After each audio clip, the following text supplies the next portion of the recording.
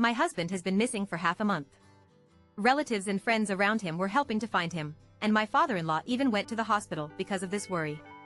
I looked at the extra pieces of meat in the refrigerator and fell into thought. Weird, why do I feel like my husband is brooding all the time? Today is the 13th day since Song Mingan disappeared. I looked at the pile of meat and bones in the refrigerator and fell into deep thought. Strange, why did I buy so much meat? I searched my memory carefully, but found that I had no impression of buying meat at all. Could it be that Song Mingan bought it before leaving? I was a little worried that there was so much meat that I couldn't finish it in a short time. While I complained about Song Mingan in my heart, I took out a piece of meat and a big bone from the refrigerator. The meat is handled cleanly and is of high quality at first glance. I wrapped the meat into wontons, put it into soup made from bones, cooked it, put it in a thermos bucket, and drove to the hospital. When I arrived, Song's mother was wiping Father Song's face. I called out Mom and Dad, and Mrs. Song snorted coldly, "Huh, I'm so anxious now. By the time you bring the food, everyone else will starve to death." Her tone was harsh, but to me already used to it. Song's mother has always been dissatisfied with my marriage to Song Mingan, and she has never given me a good look in all these years.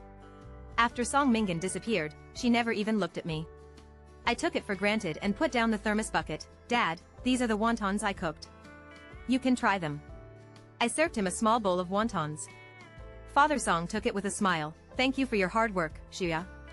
He lowered his head and tasted the wontons, and looked at me with some surprise. "Shirya is good at cooking.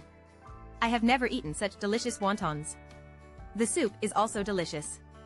After that, he looked at me again and started eating again. Mother Song glanced at me when she saw this. "No matter how good your craftsmanship is, you can't even keep a man." After saying that, her eyes turned red. "Old Song, where do you think my son can go? Why? Why don't you tell me when you go out?"